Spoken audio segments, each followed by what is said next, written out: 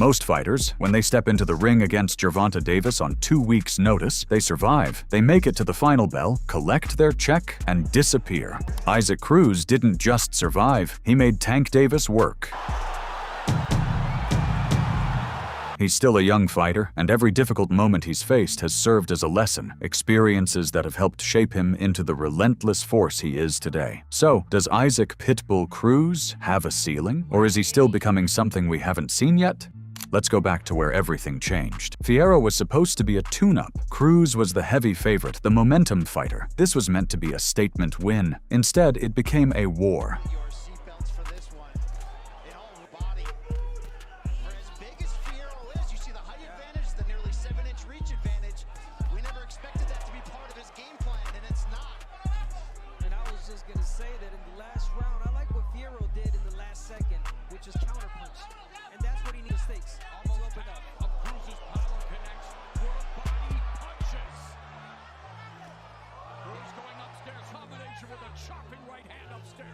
That was definitely the definition of a polo punch, how he threw it. Sugar Ray, baby, Sugar Ray! Cruz fought the way he always fights. Low, compact, relentless, bending at the knees, crowding Fierro, nullifying the size disadvantage with pure volume. But Fierro kept coming. Round after round, the crowd fed the fight, and the fight fed the crowd.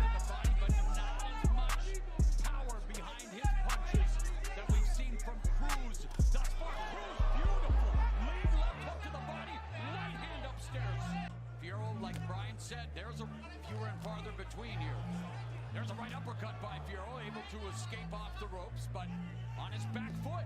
Fierro unable to sit down on his punches. And there, that's another right, and here we go, toe-to-toe what the fans expected.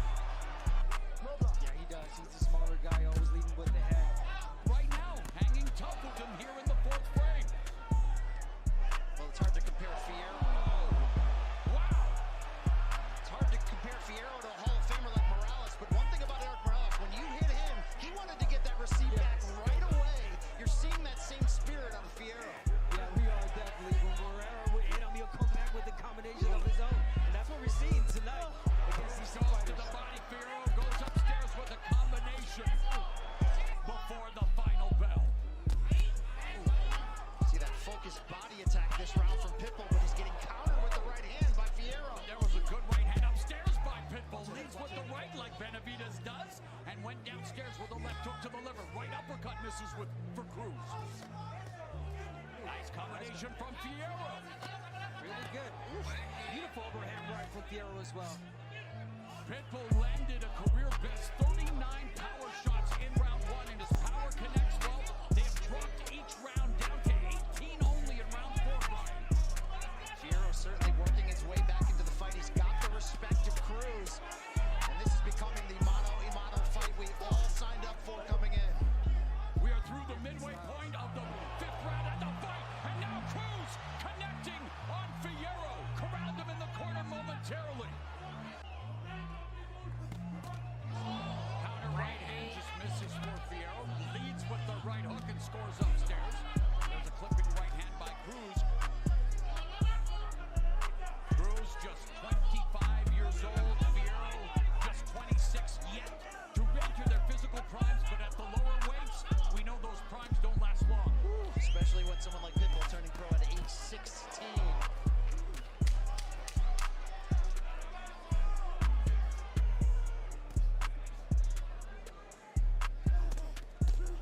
Four-punch combination culminating with power punches. It's a good night at the office. If you land 50%, it's a great night. Cruz is landing 53% of his power punches. A sensational night thus far for the diminutive Dynamo. And our unofficial scorer, Larry Hazard, has Fierro trailing by 3 points on his scorecard. He gave Cruz the first 2 rounds. Fierro coming on. Yeah, exactly. Coming on as far as putting pressure now in this round, Fierro. Despite him taking punches, 58-56 through 6 on his unofficial scorecard for Cruz. So things are getting closer. and I can see what the game plan was now just by listening to the corner. Fierro avoiding that sweeping left hook and lands the jab. Cruz commits to the body again.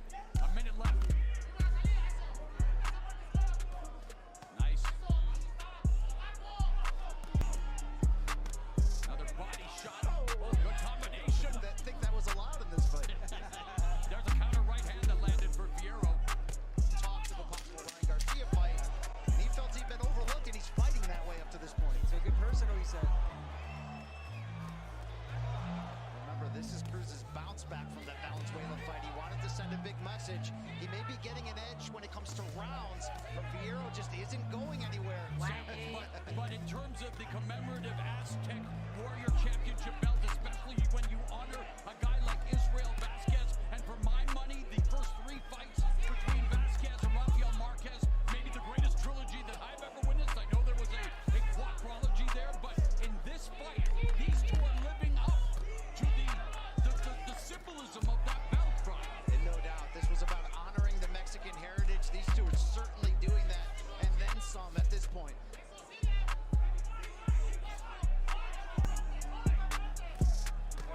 Great body work. We get great fight. Two Mexican warriors going at it, toe-to-toe. Fierro, Cruz. Great body work from Cruz right there. If you notice, every time Cruz lands a big hook, you get a 3-punch combination immediately after from Fierro.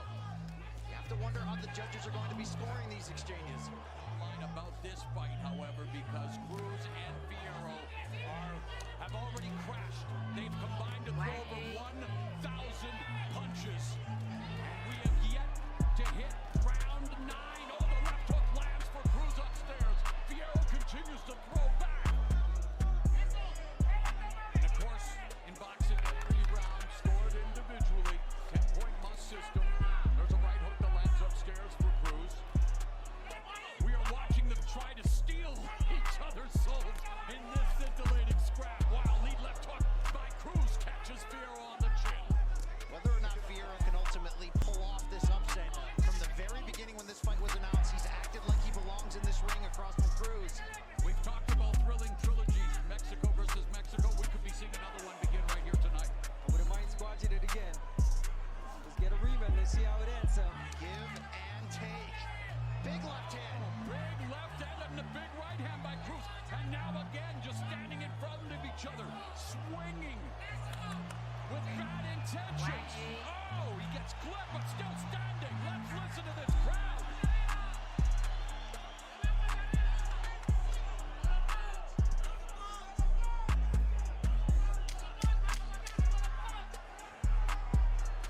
Coming up on the final 3 minutes of what has definitely lived up to the hype. Hype, can you say fight of the year candidate? I knew you could. Fierro still leaving that right hand down on the exchanges. And Fierro is coming on in the second half of this fight, guys. He is now unofficially ahead on Larry Hazard's scorecard. Is he ever? He's closing this fight.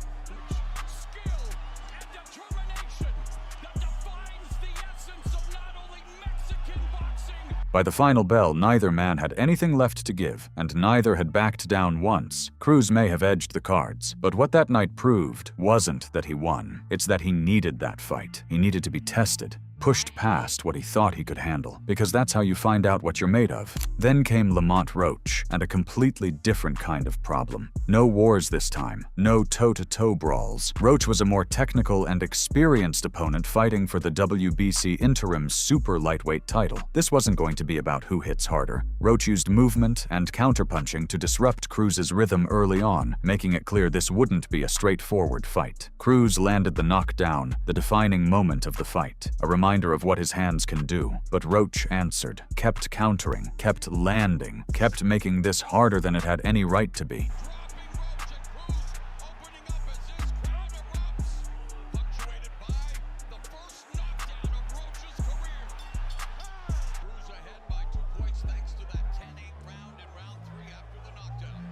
I was wondering if the knockdown would turn Roach into a boxer. It hasn't. They're straight in at close range.